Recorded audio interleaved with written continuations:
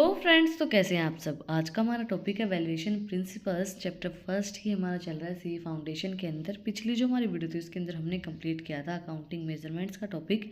तो अगर आपने वो वीडियो नहीं देखी है तो जो उसका लिंक है वो डिस्क्रिप्शन में है, आप लोग जाके चेक कर सकते हैं। आज का जो हमारा टॉपिक है वो है what are the valuation principles. Business valuation involves the determination of fair economic value of a company or a business for various reasons such as sales value, divorce litigation and the establishment of a partner's ownership। देखो, business valuation का मतलब क्या होता है, ये हमें determine करता है कि कंपनी की क्या फेयर इकोनॉमिक कंडीशन अभी चल रही है। इकोनॉमिक वैल्यू को डिटरमाइन करता है कि कंपनी की कंडीशन अभी क्या चल रही है। किस रीज़न से पता लगाया जाता है कि भाई सेल्स वैल्यू हमारी कितनी है। डिवोर्स लिटिगेशन का मतलब क्या होता है। डिवोर्स का मतलब तो सभी को पता होगा भाई, सेपरेशन। सेपरेशन जो होती है, डिवोर्स होता है जो, तो लीगली जो डिवोर्स करवाया जाता है भाई, किसी भी रीज़न के अकॉर्डिंगली डिवोर्स ले रहे हैं तो जो लीगल प्रोसेस होती है, लीगली जब डिवोर्स करवाया जाता है उसको डिवोर्स लिटिगेशन बोलते हैं। बट हमारी कंपनी के अंदर क्या होता है, जब पार्टनर्स डिवोर्स ले रहे हैं, लिटिगेशन कर रहे हैं, इट मीन्स पार्टनर्स जो हैं वो एक दूसरे से अलग हो रहे हैं, तो उस टाइम पे भी डिवोर्स लिटिगेशन करवाया जाता है जिससे पार्टनर सेपरेट हो जाते हैं। And the establishment of partnership, जब पार्टनरशिप एस्टेब्लिश की जा रही है तो उस टाइम पे देखो, अब होता है ना कि डिवोर्स होता है तब पता लगाया जाता है कि भाई कितनी सारी ज़मीन जायदाद है, कितना पैसा है, ताकि एलिमनी ली जाए, भाई कितनी लेनी है, भाई इसकी जो इकोनॉमिक कंडीशन है वो कितनी, उसके अकॉर्डिंगली एलिमनी मांगी जाती है या फिर जो चीज़ें हैं वो ली जाती हैं। उसी तरीके से जब कंपनी का डिवोर्स होगा, कंपनी के पार्टनर्स का डिवोर्स होगा, तो फिर वो भी तो अपना अपना हिस्सा लेंगे। तो उसी तरीके से डिवोर्स लिटिगेशन होता है और एस्टेब्लिश की जाएगी तब भी इकोनॉमिक कंडीशन का आप लोगों को पता होना चाहिए भाई, कंपनी की इकोनॉमिक कंडीशन क्या है, उसके अकॉर्डिंगली फिर कंपनी जो पार्टनर्स है वो अपनी ओनरशिप को एस्टेब्लिश करेंगे भाई, हमें कितना इन्वेस्टमेंट करना है, कितना नहीं करना है, सेल्स वैल्यू के अकॉर्डिंगली भाई सेल की वैल्यू कितनी है। तो उन सब चीज़ों को जानने के लिए क्या किया जाता है, वैल्यूएशन किया जाता है। वैल्यूएशन में डिटरमाइन करती है कि फेयर इकोनॉमिक वैल्यू अभी कितनी है इस कंपनी के एक बिजनेस की। वैल्यूइंग ए बिजनेस और एसेट्स, फर्स्ट है हमारा कॉस्ट अप्रोच। कॉस्ट अप्रोच के अंदर क्या होता है, कॉस्ट टू बिल्ड, कॉस्ट को बिल्ड किया जाता है और रिप्लेसमेंट कॉस्ट होती है। देन मार्केट अप्रोच, इसके अंदर रिलेटिव वैल्यूज होती हैं, public company compatibility and president transactions होती हैं। देन डिस्काउंटेड कैश फ्लो होता है, इसके अंदर क्या होता है, फोरकास्ट फ्यूचर कैश इनफ्लो, मतलब कि पास्ट और प्रेजेंट को देख के फ्यूचर के कैश के इनफ्लो को फोरकास्ट किया जाता है कि भाई फ्यूचर में हमारा कैश का इतना इनफ्लो इतना आउटफ्लो हो सकता है।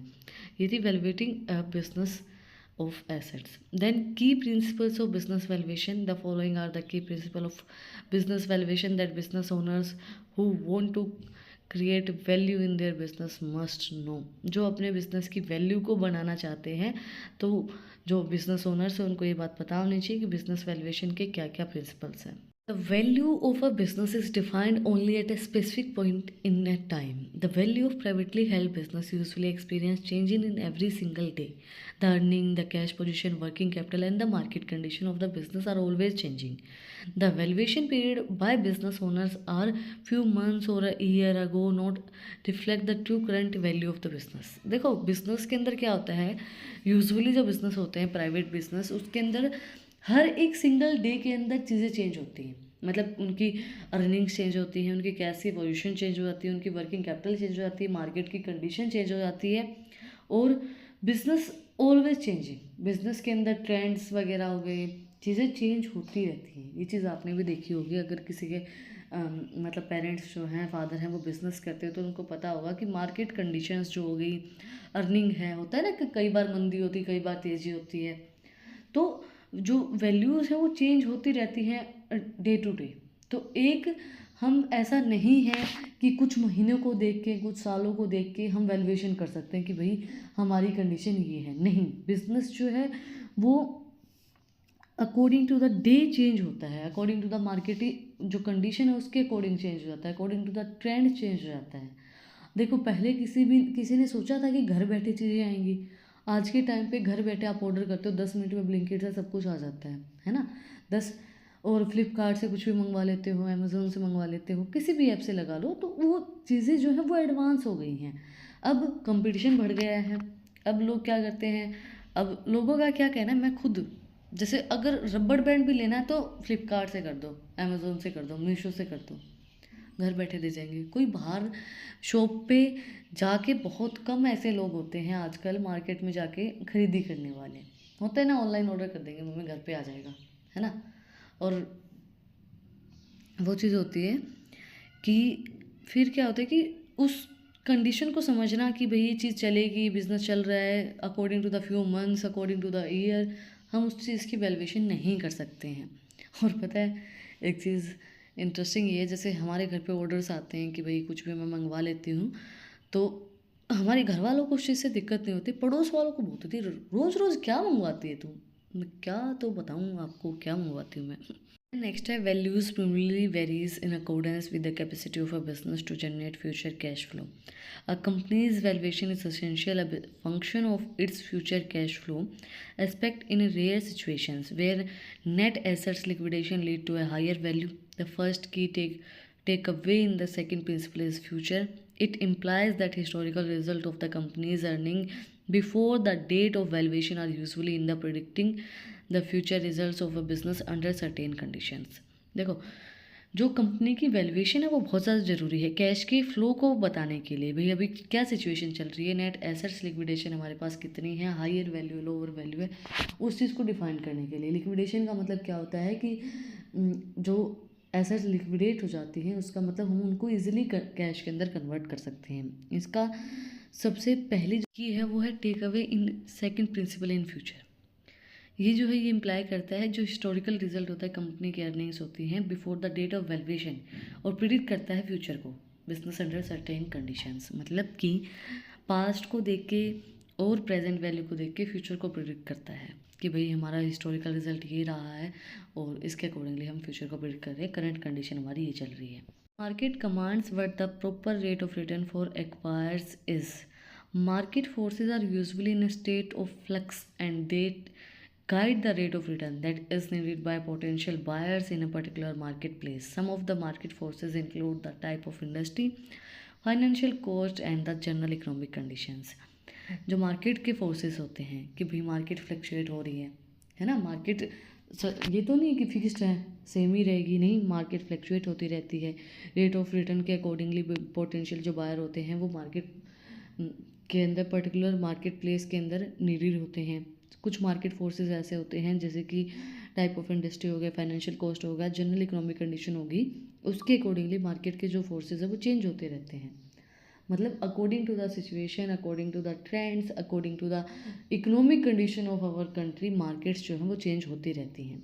Value of a business may be impacted by underlying net tangible assets. This principle of a business valuation measure of a relationship between the operational value of a company and its net tangible value.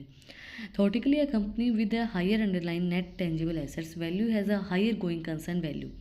It due to the availability of more security to finance an acquisition and lower risk of the investment, since there are the more assets to be liquidated in cash of bankrupt in case of bankrupts। देखो simple चीज़ें हैं, इन्होंने बोला है कि जो principal है business valuation का, ये मेज़र करता है कि कितनी हमारे पास ऑपरेशनल वैल्यू है और कितनी हमारे पास नेट टेंजिबल एसेट्स हैं। एसेट्स दो तरीके की होती हैं, टेंजिबल और इनटेंजिबल। टेंजिबल जिसको हम टच कर सकते हैं, इनटेंजिबल जिनको हम फील कर सकते हैं, जैसे गुडविल, कॉपीराइट, पेटेंट्स वगैरह। टेंजिबल क्या हो गए, जैसे फर्नीचर, मशीनरी, लैंड, बिल्डिंग, ये सब चीज़ें। अब नेट टेंजिबल एसेट्स जो हैं वो कितने हैं, अगर नेट टेंजिबल एसेट्स हमारे ज़्यादा हैं तो हमारा गोइंग कंसर्न वैल्यू भी ज़्यादा होगा, और अगर हमारे पास ज़्यादा सिक्योरिटीज़ हैं, ज़्यादा फाइनेंस अच्छा अवेलेबल है, तो अगर जिस टाइम पे हम बैंक करप्ट हो रहे हैं तो उस टाइम पे वो चीज़ें हमारी हेल्पफुल रहेंगी, उनको सेल करके हम अपने पैसे को दे सकते हैं। बैंक करप्ट का मतलब क्या होता है, आप दिवालिया हो गए, आपके पास कुछ नहीं है।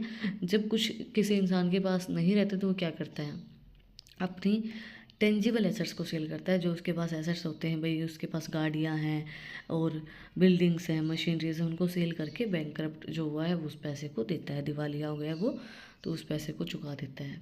हमारे बड़े बूढ़े नहीं कहते हैं भाई सोना और ज़मीन जब ज़रूरत पड़ती है तभी काम आते हैं, इसलिए इनको खरीद के रखा जाता है। तो उसी तरीके से जो टेंजिबल एसेट्स होती हैं वो at the time of bank corrupt businesses को काम आते हैं उनके पैसे लोन को चुकाने के लिए। Value is influenced by transferability of a future cash flow. How transferable the cash flow of the business or the potential acquire will impact the value of a company. Valuable business usually operate without the control of the owner. If the business owners expert a huge control over the delivery of services, revenue growth, maintenance of customer relationship, etc., then the owner will secure the goodwill and not the business. Such a kind of personal goodwill provides a very little or no commercial value and is not transferable. पता है सबसे अच्छा example क्या है? जो एक इंसान की गुडविल होती है।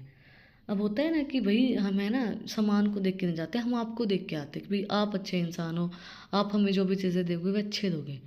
तो वो क्या होती है, उसकी गुडविल है भाई, उसका नाम है। तो जब बिजनेस के ओनर की नाम उसका नाम है, उसका पूरा कंट्रोल है हर चीज़ के ऊपर, मेंटेनेंस के ऊपर, हर चीज़ के ऊपर, उसकी वजह से बिजनेस की ग्रोथ हो रही है।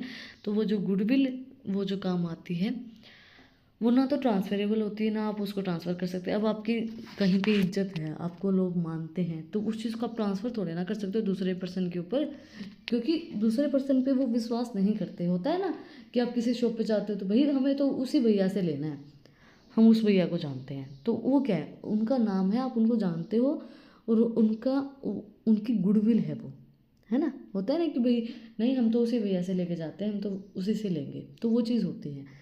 तो वो चीज़ें ना तो ट्रांसफरेबल होती हैं और वो बहुत ज़्यादा इम्पैक्ट डालती हैं बिजनेस के ऊपर। Value is impacted by liquidity. These principles function based on the theory of demand and supply. If the marketplace has many potential buyers but there are a few quality acquisition targets, there will be a rise in valuation multiple and vice versa. In both open market and national valuation contest, more business interest liquidity translates into more business interest value. ये national है, ये थोड़ा सा misprint हुआ है, NATIONAL, ठीक है। क्या होता है इसके अंदर, ये बेस्ड होती है, ये जो प्रिंसिपल फंक्शन है बेस्ड होते हैं डिमांड एंड सप्लाई की थ्योरी के ऊपर। जो मार्केट है उसके अंदर पोटेंशियल बायर है बहुत ज़्यादा और कुछ क्वालिटी एक्विजिशन टारगेट्स हैं, तो वहाँ पे वैल्यूएशन जो है वो बढ़ जाएगा, मल्टीपल हो जाएगा। उसी तरीके से वाइस वर्सा हो जाएगा। जब वाइस वर्सा का मतलब क्या होता है, उसी का उल्टा हो जाएगा। इट मीन्स जब पोटेंशियल बायर जो हैं वो कम है, फ्यू हैं, और जो क्वालिटी एक्विजिशन है वो ज़्यादा है, मैनी है, तो उस टाइम पे जो वैल्यूएशन मल्टीपल है वो हमारा राइस की बजाय डाउन में चला जाएगा, ठीक है। ये बहुत ओपन एंड नेशनल कॉन्टेस्ट के अंदर होता है। ज़्यादा बिजनेस जो है वो लिक्विडेट करते हैं, ट्रांसलेट करते हैं मोर बिजनेस इंटरेस्ट वैल्यूज़ को। लास्टली एक छोटा सा टॉपिक है, what is an accounting estimates. An accounting estimate is an approximations of an amount of business transaction for which there is no precise means of measurement. Estimates are used in accrual basis accounting to make the financial statement more complete, usually to anticipate events that have not yet occurred but which are considered to be probably. These estimates may be sequentially received as more information become available. Changes in an accounting estimate impact the current period and future periods but have no impact on the prior periods. Estimation का मतलब तो आप सभी को पता होगा कि जो हमारे पास अवेलेबल इन्फॉर्मेशन है उसके अकॉर्डिंगली हम एस्टिमेशन लगाते हैं कि भाई ये चीज़ हो सकती है। जैसे होता है ना कि जिसका भी जो ट्रैक रिकॉर्ड है उसके अकॉर्डिंगली आप पता लगा लेते हो। आपने किसी को क्रेडिट में पैसे दिए और आप ये सोच लेते हो कि भाई इसका स्टार्टिंग से यही है, ये पैसे देने के बाद भूल जाता है, ये वापस नहीं देता है, तो आप पता लगा लेते हो। उसी तरीके से एस्टिमेशन लगाया जाता है कि भाई क्या चीज़ हो सकती है, ये चीज़ क्रिएट हो सकती है। हम एस्टिमेशन लगाते हैं कि भाई हमारे बैड डेट्स आ सकते हैं, नहीं आ सकते, हमने लूज़ कर दिए हैं, या कोई केस कर सकता है, कुछ भी हो सकता है फ्यूचर के अंदर। फ्यूचर हमारा हम प्रिडिक्ट नहीं कर सकते, बट जो हमारे पास इन्फॉर्मेशन अवेलेबल है उसके अकॉर्डिंगली अकाउंटिंग जो है वो एस्टिमेशन लगाता है कि भाई ऐसा कुछ हो सकता है। से चीज़ें और समझ में आएंगी आप लोगों को। Here are several examples of common accounting estimates. A loss provision for an environmental damage claim. अब लॉस हो गया, अपने इन्वायरमेंटल से आपका जो डैमेज क्लेम हुआ है वो आपके पास नहीं आया। अ loss provision for a bad debts, bad debts आपके नहीं आए, मतलब आपने जो बैड डेट्स, जो किसी को पैसा दिया था वो आपका आया नहीं, वो बैड डेट्स में चला गया और वो आपको पता है कि वो आएंगे ही नहीं, आपने एस्टिमेशन लगा लिया। A loss provision for warranty claims. अब आपने वारंटी क्लेम किया है और आपको पता है कि इतने दिन ये निकाल रहे हैं, ये टाल रहे हैं हमें, तो वो भी हमें पैसा नहीं मिलेगा। Loss provision for obstacle inventories, जो प्रोविज़न है ऑब्स्टेकल इन्वेंट्रीज का वो भी आपने लूज़ कर दिया है। Loss provision for low shoot losses, अब जो कोई केस हुआ है उस केस के ऊपर आप पैसा हार गए हैं, आपने मतलब कोई केस लड़ रहे थे और उस केस के ऊपर आपने पैसा लगाया और वो पैसा आप हार गए, तो वो चीज़ें आप एस्टिमेट पहले ही लगा लेते कि ऐसा कुछ ही होगा, मैंने पहले ही अंदाज़ा लगा लिया था कि ये सब चीज़ें होने वाली हैं, वो एस्टिमेशन आप लोग लगा लेते हैं। That's it for today.